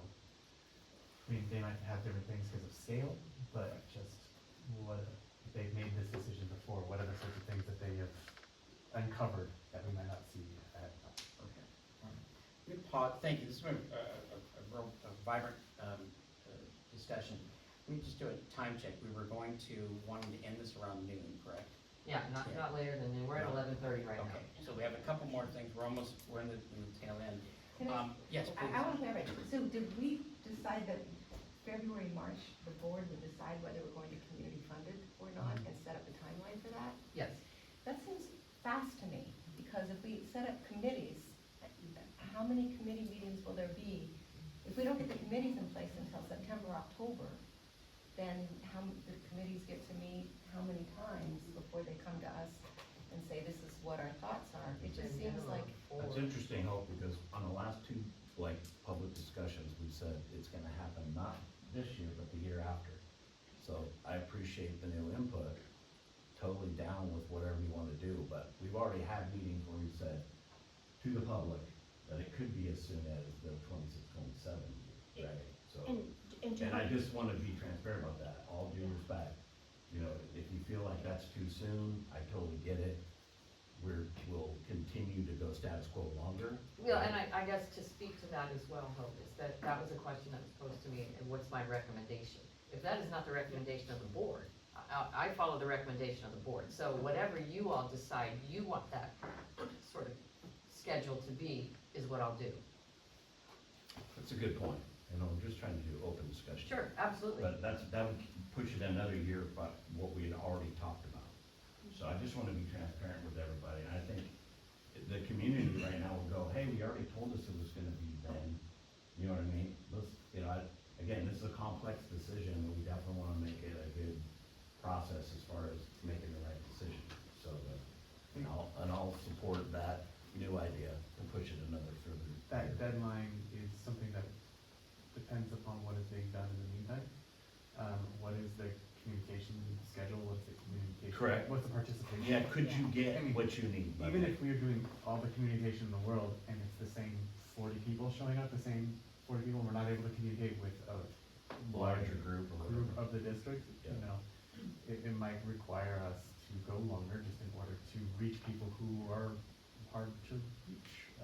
Yeah. So looking at how successful our communication efforts are, I think might be actually what drives where the. That might be the deadline litmus, right? And I'm glad you brought that, because I think let that drive it, and I will tell you, when we did ours, part of the problem is, we have a high-speed Spanish-speaking population. The people coming out were not, they sort of came out, but they didn't, and we realized when we were communicating out, it wasn't really clear what was happening, it was a language barrier thing, so we had to go back out and redo some of our town halls, meetings. So, like you said, you could have something like on paper, but as you said, this district's so good at like pivoting, you could like stretch it out and whatnot. But I will tell you, I mean, we were able to do this committee in a whole year, in a school year. It is going to be the focus, and it's going to be hard on staff too, because they're teaching, they're leading, they're doing all the things. This will be a full-time job, if you will, you know, to get to where you need to get. It's gonna be a full-time additional job on top of the jobs you're already doing. I'm not gonna lie about that. I see initiatives we do, and it's a lot. But, at the end of the day, you're going to get to where you need to be, because you want, at the end of the day, you wanna be fiscally solvent, so you don't wanna be taking all kind of state or whatnot. It's not pretty, so. Can I ask a logistics question? Yes. For that process, we're gonna Yeah. figure out a schedule of Yes. meetings to take it to the community and have these planned sessions. In terms of the role of the board, do you recommend, it's like one board member at each meeting, or, what's your recommendation on that? In ours, we have learning communities, so it was easy. A board member went to the learning community Okay. meetings, it was easy that way. You have to be really careful, obviously. Sure. Brown Act, the whole thing. Right. On the committee or task force itself, I would just put one person on it, because we just had one on it. Okay. Yeah. Yeah. But that doesn't say the board members, they could go to whatever they Sure. want, just obviously their engagement. Avoid and- quorum yeah, and that sort of, yeah. yeah, okay. The board will need to remain Yes. at your policy-making Yes. level. Right. So certainly there are public meetings, and attend them, and as you wish, but as Marcy said, the recommendation would be is appoint one board member to be the liaison, and then we'll report Okay. back to the board. And I will say, that board member, they're obviously participating in those committee task force, but at the same time, they're really there for the listening. Listening. Our board member went with that listening ear. They weren't there to like chime in and do all Sure. that. They let the community do. Yes. And obviously it was, how we did it is we had a staff-led presentation, maybe like, I don't know, like, I think it was like, I have to dig it up, but it was like maybe 8 or so slides. And that took maybe 10 or 15 minutes of the beginning, and then it was like this open type dialogue. And then also, but breaking out station, not just a free-for-all where people are saying stuff, but it was more like question prompts and Guided breaking out and discussion. that kind of stuff. So another thing too that really, really resonates well in our district, we still do this, not a lot, we just do a couple a year now. Especially during COVID, we did cabinet chats. And what it is the superintendent and our leadership would open up like from 4 to 5, do this thing, get on Zoom. Just, might throw something out there, but then the whole time is staff can ask questions, whatnot. So I would do cabinet chats around this, so you have this time with your staff, in addition to, doing the more, public. It sounds like a lot, but if you put it down on a paper and you know when it's And map coming. it out, Yeah. it won't be, it sounds Yeah. overwhelming now, but once you go through this process, Sure. it'll help. Okay. And Hope, to your question, 6 months is typically, is a pretty good amount of time. If you have a focused communication plan and you follow it, you're diligent about it, then you can come to a point where you've reached, you've come to the point where you've gotten the maximum amount of input. You most likely in a situation like this, you're not going to get consensus. But you do want to hear, because we're gonna learn things from that input that we didn't otherwise know about from our perspective, and that's why you want it. And it will help to influence the policy decisions you will be. You will become more informed, but it will be a difficult decision, not regardless. Well, you were talking about us, choosing to control our own destiny, and I don't feel like we are controlling our own destiny, because we're working within the constraints of state funding. Right. So, And you're reacting. That's the, Yeah. I mean, that's the no safety net. we can either take the step now or have it forced upon us at some other point, so we're just trying to manage the pain right now is what we're trying to do.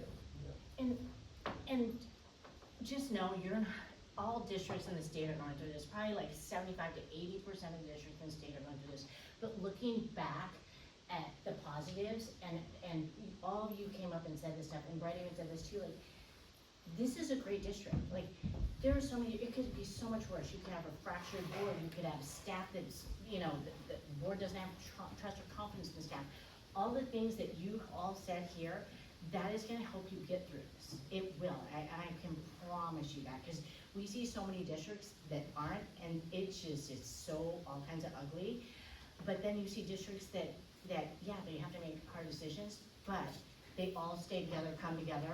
Some, you might not like the decision at the end, some might, but you can respect the process because people are involved and engaged, so But I really appreciate what you're saying, Marcy, but when you were closing schools, they were all inter-district families. Everybody had, everybody had skin in the game. Right now, we're saying, no, we're gonna create a district where you people you're not welcome anymore.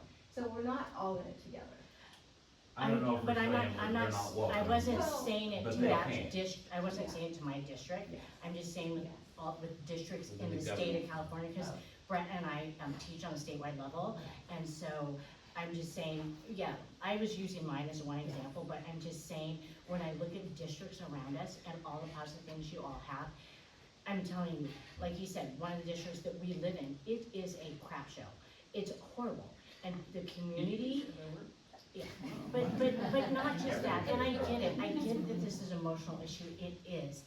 But at the end of the day, if you as a board don't make a decision one way or the other, it's not going to be good, and you can kick the can down the road, and then you're gonna have to make this decision in 1 month, and then it's gonna throw everybody upside down. Yeah, no, I totally get that. We Yeah, I have to know, make but a I decision. get it. But also, for us to talk about what a great district this is, when we have half the audience saying, I want my kids to stay in this district, that's where it gets. I get it, I understand. That's the fundamental, Yeah. these are the fundamental questions. Yes. And to Adam's point earlier is that we won't be able to completely, quantify that. Mhm. Because it's gonna be Yeah. very subjective. And also, we're not going to be able to calculate or quantify what impact that might have, positive or negative, 2 years down the road, 4 years down the road. That's the challenge, and that's the scary thing. And I can tell you, you know, when I was a superintendent, you know, going through COVID and stuff, I don't know if you experienced this, but I would have periodically these 3 in the morning, 3:30 a.m., you know, anxiety attack, you know, to wake up, just because of the sheer volume of the decision and the impact that it has on people's lives and the outcomes of their lives. And we have to, that has to be part of the fabric of our decision-making process. So, but with that, then there's reality, right?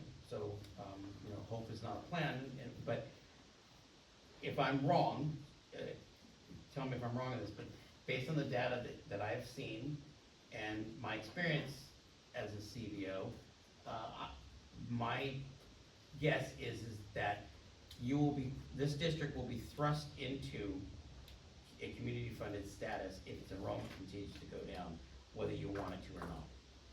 So there are forces at play, broader forces, economy, housing prices, enrollment, or, I think, John, you mentioned vast majority of districts are facing declining enrollment. I don't know if Dr. Porras, you know, is it 65, 70% of districts statewide? Even LA Unified is facing a declining enrollment. So we're going through a huge demographic change in the state. We predict that we're going to have 600,000 students less in the next 10 years, statewide. And so it's normal to just demographic changes, and it's reflective of what's occurring in terms of cost of living in California. So, we would advise you is move forward into, get the input and have that input in the manner in which you can weigh it. We can capture that input and put that into some sort of, you know, document or chart or something, so you have the ability to make that decision in an informed manner. But we would advise you that a decision needs to be made one way or the other, and it needs to be phased in. It can't be just, you know, it's effective, you know, 3 months from now. These families deserve to know and deserve to know, you know, what their future is going to be, so they can make the adjustments that they need to make. But you'll need to make that decision in the next fiscal year at least. Let me go into one other part too, just to get your input on this. Lily, if we can go to so talk about facility and financial need. It was brought up before. The district did attempt a bond. You were very close, very close. So there are, now, as you are looking at, you have financial challenges, there are other, not a lot, but there are other things out there that can help improve your overall financial standing. And so, you know, that can be, you know, anywhere between, you don't have a parcel tax here, do you? Yeah, so there are parcel taxes out there. That has a high voter threshold, however, and so you may not, your voters may not want to do that. You could consider another school bond in 2026. Do you have the appetite for that? You don't have to answer that question today, but if you are looking at alternative processes to help improve your overall facility conditions, program conditions, and your overall budget, there are some things that you can look at and analyze. If you are interested in that, we strongly recommend you start that process now. If I can issue a critique, and I'll look to Jason to weigh in on this too, is, you know, if there's an appetite for a school bond, there are, we know of at least 150 districts now that will be entertaining bonds in 2026 in that election cycle that's out there. A critique that I have is that perhaps the work in terms of informing the community about the bond could have happened a bit earlier. And so perhaps if you have the appetite for this, there's ways of gauging the community through community input. If the answer is no, the community says, hell no, we're not gonna do this, well then you're not gonna do it. But given you provide the context and the big picture, you may find that your community, you know, might change a bit. It just depends out there. But if you want, there are other things to consider that can help to improve your program. programmatic structure, your programmatic offerings, as well as your budget and facility conditions that are worth looking at. Jason, and you have to add? Yeah, I mean, as was mentioned, in 2022, you were 0.75% away. This past November, and it was an anomaly for a lot of districts. We were pretty confident in the presidential election cycle, but even then, it fell short. It was only by 1.6%. So it's not like your community is really adverse. You know, as a fact, the majority of voters said yes, using that 55%. So you're close, and you know some of the things you're talking about today. You continue on the course as is. Is that the best route for getting voter approval at 55% level? Is it consolidating, going to a community funded model? Does that get your voting residents more excited for improvements for the school? Those questions I don't know. You may have an idea as you go through this process. Maybe some of those answers will be uncovered. But 2026 could be a viable time.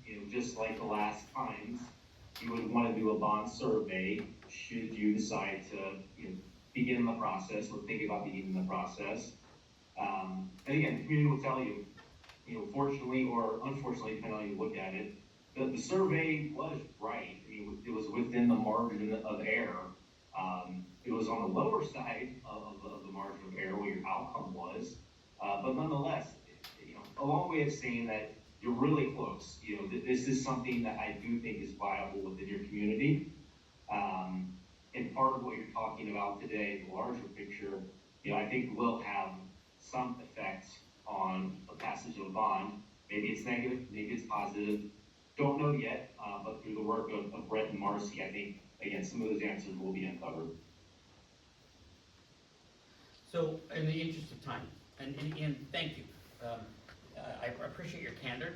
I appreciate your time, and also, you have to do your business in public, right? And so that adds, particular pressures. I'll share with you a little story. 2008, I was the board president. In depth, you remember 2008, Great Recession hit, right?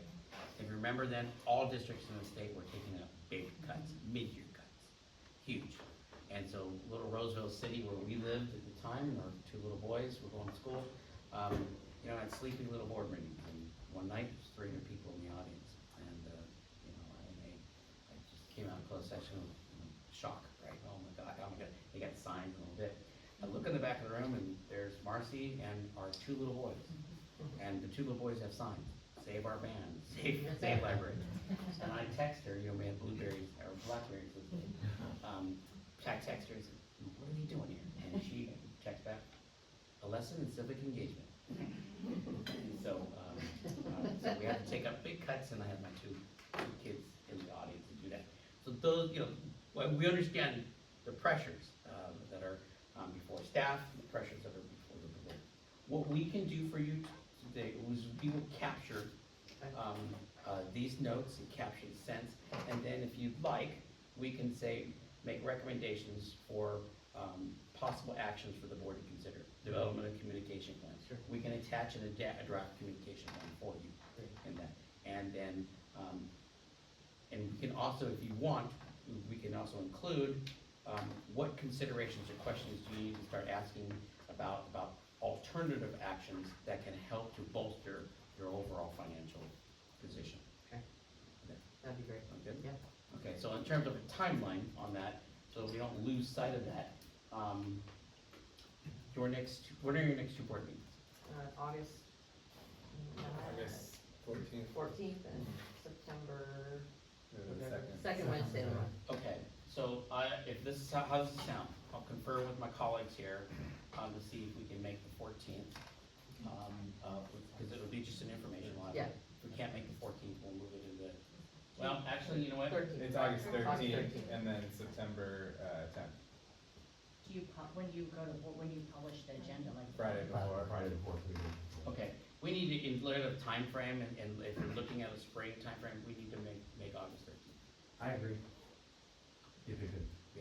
Okay, I may have to be at a board meeting, another board meeting that night, but, my colleagues can be here, but we'll work that out. So, game plan is we'll confer, we'll talk to you, Gina, Okay. and Geraldo, and, on getting making sure you're in the loop, and Yep. getting your green light on what we'll do. We'll start to put some things together, and then try to shoot for, the evening of the 13th. Sounds great. All right. Thank you very much. Thank And you. also, thank you for your dedication to your community and your leadership. Thank you. You know, Appreciate you coming. You're not making the big bucks doing this. Not very lucrative. No, no, but you do it because you care. Absolutely. Thank you. Thank you so much. I'm totally good with adjourning early too. Let's do this. We were gonna meet until noon, that was kind of the idea. We have 10 minutes left, that's enough for 2 or 3 people, if we wanna hear from anybody who is in the public, for, I think, what, 3 minutes? Yes, 3 minutes. So, Is there any interest in the public? Is anybody who has, public comment at this point? 2 or 3 minutes? Come on up and- Sorry, the podium comes with it. Thank you. It's a lot easier to make a comment after you've heard the discussion. My name's Melissa. I have 3 students here. We're gonna have a tea fair, a first grader and a second grader. I appreciate everybody coming out, and I agree with the idea that, kicking the can down the road is probably not a good idea. Also, we have been making it work, which is incredible, but it's asking a lot from the staff, the teachers, and the parents. And how much longer, if we've been doing it for 20 years, how much longer does the community have that vigor to keep giving? Especially knowing that there could be an alternative. Secondly, I know the idea of it changing the culture within the school district is really daunting and not a good feeling for most of us. But the idea of saying more is not always more is kind of hard for the people who aren't getting paid more, like our teachers. Also, for the student that may need more, but people aren't here to give more because there's not funding for it. So, as much as we don't like the idea of our district drastically changing, like you said, there may not be an option. And what happens when we do go into bankruptcy and all more stuff gets taken away? So I think these are things that we have to consider. I also think communication and transparency is key. For the first time, we get to have a video of our board meetings. This really shouldn't be something new. We're in 2025, right? Maybe all of our town hall meetings are also videotaped and put onto YouTube so that it's not just the same parents and community members that get to see it and are involved. So maybe that 6-month time frame maybe seems short, but we can reach more people by using technology to help get that information out. And I just think that it's really important that the communication and the transparency happens quickly. Even if that communication is, hey, we don't have all the information, but this is the tidbit of information you do have. Because there are rumors that go around a lot, and especially at the end of last year, it was really hard. As we've all said, half of our kids' friends are in our district, and so we're sitting here at a barbecue or the end of the school year event, and we hear people saying, we don't like transfer students. That's horrific. That's horrible, and I don't think anyone feels that way. But I do think that parents do feel that the students the people that live in district are also our hands are tied. We moved to a district, and then now we're being told we're gonna start having things taken away because we just don't wanna maybe go to community funding. So, I appreciate everybody's comments and their time, certainly you guys, and I hope that we can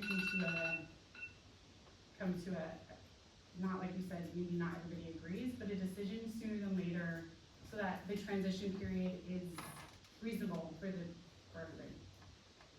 Appreciate it, you guys know it's 3 minutes. Thank you. Time for one more, if anybody has interest? I'll speak really quick, and I'll talk. Steve Haskins, 3 students in the district. We moved here because we were in a district that we didn't want to be in, and we couldn't get a transfer. So, I speak, for my family.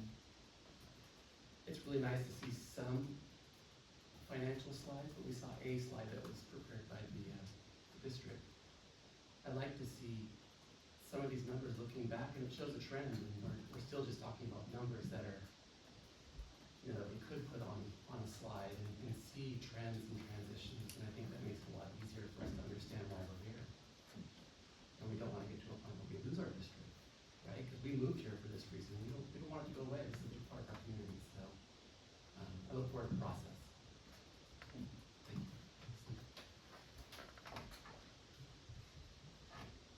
I heard more financial reporting. In addition to what you're already doing. For transparency, should I say? Yeah, no, and just so you know, a lot of the data you just asked about, we talk about almost quarterly, because we have to do these budget updates. But you're right, and the trend data, there's a lot out there, and back to communication. It seems like we talk about it, you're like, okay, now everyone's good, but the answer is, you were never good. And the amount of communication on that, so we'll just keep it going. I can add one thing I wanted to bring up about the public comment that I think is pertinent and relevant to this discussion is the outfitting of the boardroom and filming it. I'm no longer the technology director, Mike is gonna be taking over for this year. But one thing that we looked into years ago was doing that. And part of that requires cameras, microphones, and interpretation, accessibility. And the cost to outfit the room was about $40,000 when we looked at it. With microphones, cameras, and all the requirements to live stream those board meetings, and then not to mention the interpretation piece for accessibility. So that's just money that we don't have. So that I think it's pertinent and relevant to the discussion. I would love to live stream. We've talked about that for many years, but it is not financially feasible for us. Thank you.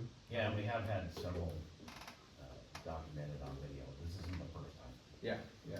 You know, for like setting up cameras and when community members do it, then that's fine. But for the district to do it, we have an obligation to make it accessible. It's a different, Yeah. All right, well, thank you very much for coming in today. It's been very enlightening. It helps really to give us a breadth and perspective that we need in this time. So I appreciate all of your help today. Happy to do it. Yes, thank you very much. Thank you, everybody Thank else, you, for coming Jason. out and talk to your friends about it. So with that, can I get a motion to adjourn? So moved. Second. And all in favor? Aye. Thank you. Thank you. Thanks, everyone. Thank you. Thanks, Jason.